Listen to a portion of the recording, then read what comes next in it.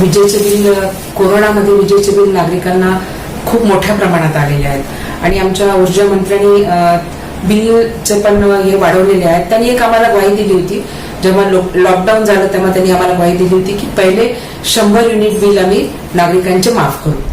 असं कुठेही झालेलं नाही. 100 युनिट तर माफ केलंच नाही, पण विजेचे दर वाढून नंतर 3 महिन्याचे जे बिल आले त्यांना, म्हणजे मी सांगते, भांडे घासणाऱ्या बायकांना आज 20-20 हजार बिल आलेले आहेत. आणि असं म्हटलं जातंय की घरी बसून ज्यांनी कॉम्प्युटरवर, लॅपटॉपवर ज्यांनी कामं केले त्याच्यामुळे बिल जास्त आले असं त्यांचं म्हणणं आहे. पण मी त्यांना विचारू इच्छिते की काय भांडेवाल्या बायका, झाडू पोछावाल्या बायका यांना बिल जास्त आले, यांनी काही कॉम्प्युटरवरून भांडे घासले नाही किंवा कपडे धुतले नाही, मग यांना कसं काय बिल जास्त आलं? मी सांगते, इतके भयंकर नागरिकांमध्ये चीड आहे आता की हे बिल आम्हाला माफ कसं करायचं यासाठी आम्ही भारतीय जनता पार्टी आज रस्त्यावर उतरून काम करत आहे. आमच्या प्रभागामध्ये सगळ्या नागरिकांनी ज्यांना ज्यांना बिल जास्त आले ते जमा केलेले आहेत. आम्ही आता आंदोलन तर आम्ही करतच आहोत. ऊर्जा मंत्री त्याच्यावर काय निर्णय घेतात त्याचा आम्ही वाट पाहत आहोत. आपण मध्ये ऐकलं असेल की जेव्हा ऊर्जा मंत्र्यांनी अनाऊन्स केलं की आम्ही वीज बिल पहिले 100 युनिट माफ करू, पण लगेच दुसऱ्या दिवशी अर्थमंत्र्यांनी सांगितलं की आमच्याकडे पैसा नाही आणि आम्ही असं करणार नाही. अहो मला सांगा, आत्ताच आपण न्यूज ऐकली की मंत्रिमंडळात काही नवीन गाड्या घेण्यात आल्या, त्यांना कसं काय पैसा आला? तुम्ही जर गाड्या खरेदी करताय, तुम्ही जर बाकी सगळी उधळपट्टी करताय, तुम्ही जेव्हा मंत्री झाले तेव्हा तुमच्या आदित्य ठाकरेंचं ऑफिस कसं तुम्ही हे करून घेतलं? म्हणजे तुम्ही या गोष्टीवर, फालतू गोष्टीवर तुम्ही खूप पैसा उधळताय. पण हे नागरिकांचे जे विजेचे बिल जास्त आले, तर माझी ऊर्जा मंत्र्यांना खास करून विनंती आहे की हे जे बिल जास्त आले आहेत ते एकतर 100 युनिट मध्ये तुम्ही बोलले होते त्याप्रमाणे तुम्ही त्यांचं माफ करावं, तुम्ही हे इन्स्टॉलमेंट मध्ये त्यांना बिल देण्यात यावं आणि जे काही दर तुम्ही वाढवले ते दर मागे घ्यावे अशी मी त्यांना विनंती करते आपल्या मार्फत. लॉकडाऊन मध्ये मी तेच म्हटलं की जे लॉकडाऊन झाल्याबरोबर ऊर्जा मंत्र्यांनी जे अनाऊन्स केलं होतं प्रत्येक बिलामध्ये 100 युनिट, पहिले 100 युनिट आम्ही माफ करू, ते होत नाहीये, झालं नाही, ते केलं नाही. त्यांनी केंद्र शासनाकडे निधी मागितला असं ते म्हणतात. केंद्र शासन आम्हाला निधी देत नाहीये. तुम्ही केंद्र शासनावर अवलंबून आहात का? तुमच्या काही जबाबदाऱ्या नाही आहेत का? तुम्ही या जनतेसाठी काही करणार नाहीत का? काही प्रश्न आला की हे लोक काय करतात, ते केंद्र शासनाकडे बोट दाखवतात. असं होत नाही. तुमच्या स्वतःच्या जबाबदाऱ्या आहेत. तुम्ही महाराष्ट्र चालवत आहात. तुम्ही जनतेने तुम्हाला निवडून दिलं आहे. तुम्ही दीन दुबळ्याचे नेते आहात असं तुम्ही सगळ्यांना म्हणता. त्या दीन दुबळे लोकांनाच आज किती बिल आलेले आहेत. मला वाटतं की हे ऊर्जा मंत्र्यांनी याचा कुठेतरी विचार करायला हवा. आणि आता भारतीय जनता पार्टी तर थांबणार नाही जोपर्यंत की हे बिल माफ होणार नाही, 100 युनिट पर्यंत माफ होणार नाही, त्यांना इन्स्टॉलमेंट मिळणार नाही, विजेचे दर जे वाढवले ते कमी केले जाणार नाहीत, तोपर्यंत आमचं भारतीय जनता पार्टीचं हे आंदोलन असंच चालू राहणार. तेच आम्ही सांगतोय ना की ऊर्जा मंत्र्यांना आम्ही आव्हान देतोय की बाबा जोपर्यंत हे होणार नाही, भारतीय जनता पार्टी रस्त्यावर उतरून, आपण पाहिलंच असेल आमचं आता नगर आंदोलन पण झालं, आंदोलनची भूमिका आम्ही आता घेणार आहोत. आणि जोपर्यंत जनतेचं बिल हे माफ होणार नाही तोपर्यंत आम्ही आंदोलन करतो. एक बोट त्यांनी केंद्र शासनाकडे दाखवलं, पण 4 बोट त्यांच्याकडे आहेत ना, त्यांना महाराष्ट्र चालवायचा आहे. गाड्या घेताना त्यांनी केंद्र शासनाकडे निधी मागितला नाही का? जेव्हा तुम्ही गाड्या परचेस केल्या आताच, तेव्हा तुम्ही केंद्र शासनाकडे निधी मागवला का? नाही. म्हणजे तुम्ही हे करू शकता, पण तुम्हाला करायची इच्छा नाहीये. माझं तर म्हणणं की ऊर्जा मंत्र्यांना हे बिल माफ करण्याची इच्छा नाही, किंवा त्यांना दुसरे कुठून प्रेशर असेल की तुम्ही हे करू नका, किंवा त्यांच्याकडे निधी अवेलेबल, त्यांना अर्थमंत्री निधी देत नसतील. आता त्यांच्यामध्ये 3 एकत्र आलेले आहेत, 3 तिघाडे काम बिघाडे, कोणाची कोऑर्डिनेशन नाहीये महाराष्ट्र गव्हर्नमेंटमध्ये. त्याच्यामुळे हा सगळा प्रकार होत आहे. आम्ही भारतीय जनता पार्टी नेहमीच रस्त्यावरून जनतेसाठी काम करत आलेली आहे. आपण पाहताय की भारतीय जनता पार्टीने असंच कधीच ते सत्तेवर आले नाही. त्यांनी मेहनत केली, त्यांनी जनतेचे कामं केले, म्हणून भारतीय जनता पार्टी आज सत्तेवर आली होती.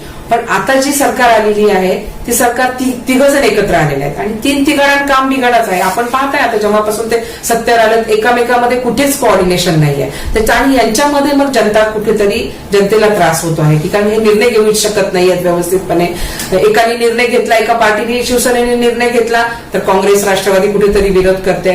काँग्रेसने निर्णय घेतला तर आपल्या समोर उदाहरण आहेच की नितीन राऊत साहेबांनी जे निर्णय घेतला होता 100 युनिट आम्ही माफ करू, तर त्याच्यामध्ये अर्थमंत्र्यांनी, एमसीपीनी हे घातलं की आपल्याकडे निधी नाही, आपण हे बिल माफ करू शकत नाही. हे असं यांच्यामध्ये कोऑर्डिनेशन नसल्यामुळे कुठेतरी महाराष्ट्राची जनता आज आपल्याला, जनतेला त्रास होताना दिसत आहे.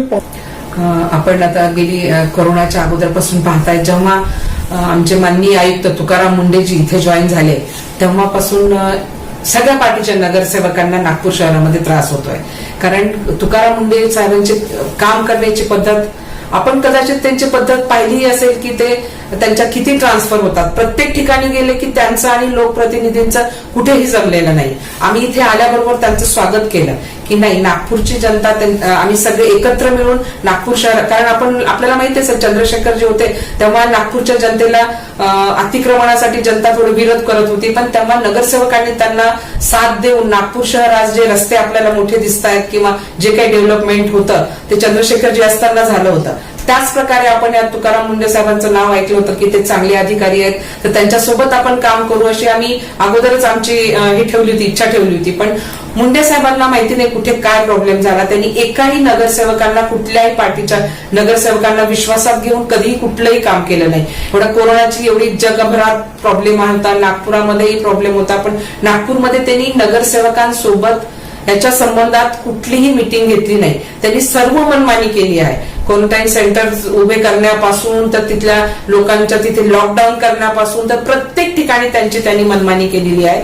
तर आणि आता ऐन पावसाळ्यामध्ये त्यांनी जे हेल्थ कडून जे काही शिवरलाईनचं जे काम हेल्थचे डिपार्टमेंट करायचं ते काम करून पीडब्ल्यूडी डिपार्टमेंटला देण्यात आलंय. आणि पीडब्ल्यूडी डिपार्टमेंटला हे गडर, नाल्या, चेंबर्स याच्याबद्दल कुठलीही माहिती नाही. त्यांना हेही माहिती नाही की कुठली लाईन कुठे जोडलेली आहे, कुठलं चेंबर कुठे बाहेर येते त्याची लाईन, कुठलीही त्यांना माहिती नसताना हे पूर्ण त्यांनी हे काम त्यांच्याकडे हँडओव्हर केलं. त्यामुळे जनतेला आज त्रास होतोय. कारण जेव्हाही केव्हा आम्ही पीडब्ल्यूडीच्या अधिकाऱ्यांना फोन करतो की इथे असा प्रॉब्लेम आहे, त्यांना ते प्रॉब्लेम समजून घ्यायलाच 4-5 दिवस लागतात की ते लाईन कुठे गेली आहे, ते चेंबर कसे साफ करायचे. म्हणजे हे जे काम तुकाराम मुंडेजींनी केलेलं आहे हे विश्वासात न घेता, माहिती नाही त्यांच्या मनात काय आहे. आम्ही तर आजही त्यांना तीच परत विनंती करतोय की तुम्ही आमच्यासोबत कोऑर्डिनेशन करा आणि नागपूर शहरामध्ये जनतेसाठी काम करा. कारण आमच्या वादामध्ये जनता कुठेतरी जनतेला त्रास होताना दिसत आहे आम्हाला.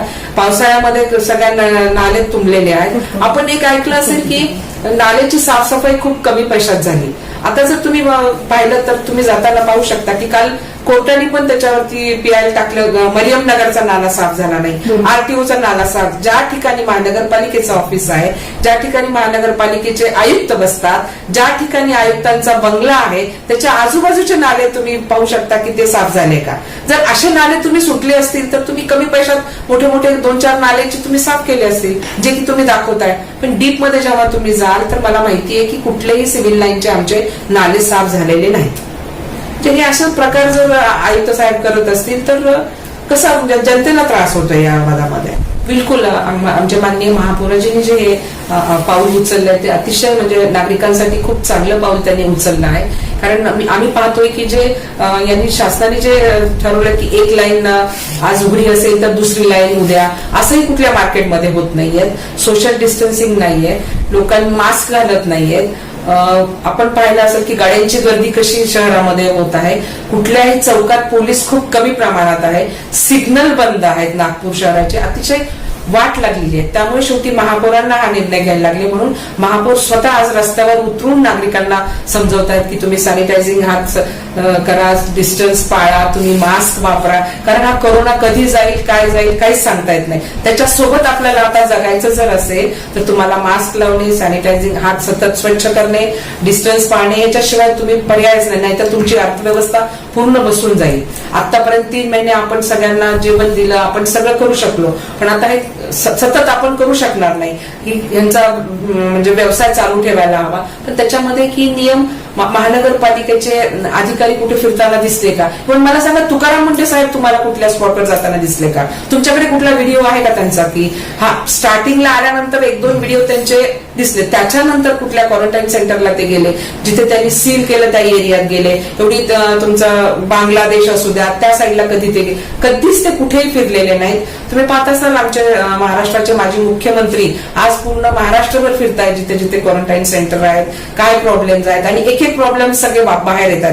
तसंच आज आमच्या माननीय महापौरांनी पण पाऊल उचललं आहे. नागपूर शहरामध्ये जर जनतेला आम्हाला वाचवायचं, जनतेचा व्यवसाय आम्हाला चालू ठेवायचा, जनतेची अर्थव्यवस्था जर आम्हाला इथे उभी करायची असेल तर जनतेला कोरोना सोबत जगणं किती आवश्यक आहे आणि त्याच्यासाठी काय काळजी घ्यायला पाहिजे, यासाठी आज आमचे संदीप जोशीजी आज रस्त्यावर उतरले आहेत. प्रभागाचे नगरसेवक आता काही दिवसात आपल्याला पहिले संदीपजी जोशी आणि सभापती उतरताना दिसतील. त्यानंतरचा आमचा जो टप्पा आहे ते प्रत्येक प्रभागातील नगरसेवक जनतेमध्ये जातील आणि लोकांमध्ये जनजागृती करतील.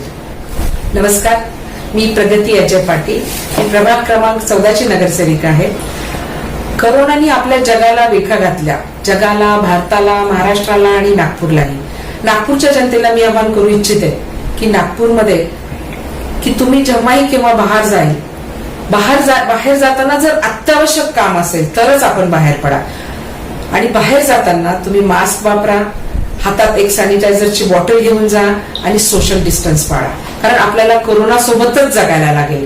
कारण जोपर्यंत कोरोनासाठी प्रतिबंध करण्यासाठी जोपर्यंत कुठली लस येणार नाही तोपर्यंत आपण हा थांबू शकणार नाही. 3 महिने आपण घरात थांबलो पण शेवटी आपली आर्थिक व्यवस्था पण कुठेतरी ढासळलेली दिसते. पण बाहेर निघायचंच असेल तर आपल्याला ही काळजी घेणं अतिशय गरजेचं आहे. तर सगळ्या नागरिकांना मी कळकळीची विनंती करते की आपण बाहेर जाताना मास्क वापरा, सतत हाताची स्वच्छता ठेवा आणि सोशल डिस्टन्स ठेवा. जे कोरोनासाठी आज आमचे कोरोना योद्धा जे लढतायत, आज डॉक्टर्स, सिस्टर्स, हे जे लोक आपल्यासाठी झटतायत, आज तर त्यांना आपल्याला देवाचीच उपमा देणं खूप गरजेचं आहे आणि ते आपल्यासाठी देव आहेत. तर त्यांनाही मी एक सांगू इच्छिते की तुम्ही तुमच्यासाठी पण, तुमच्या घरी तुमचा पण परिवार आहे तर तुम्ही तुमची पण स्वतःची काळजी घ्या. तुम्ही जनतेची काळजी घेतात त्याबद्दल आम्ही तुमचे लाखो आभार मानतो. पण तुम्ही स्वतःची काळजी घ्या, तुमच्या परिवारासाठी तुम्हाला जगायचंय. तर योद्धांचं तर आम्ही अभिनंदनच करतोय आणि त्यांचं खूप खूप आभार मानतोय. नागपूरमधले सगळे कोरोना योद्धांचं मी आमच्या नागपूर महानगरपालिकेतर्फे, आमच्या भारतीय जनता पार्टीतर्फे त्यांचं अभिनंदन करते. पुढे त्यांना ईश्वर चांगलं आयुष्य देऊ आणि त्यांच्या हातून सगळ्यांची सेवा घडो असं मी कोरोना योद्धांसाठी देवाच्या चरणी प्रार्थना करते.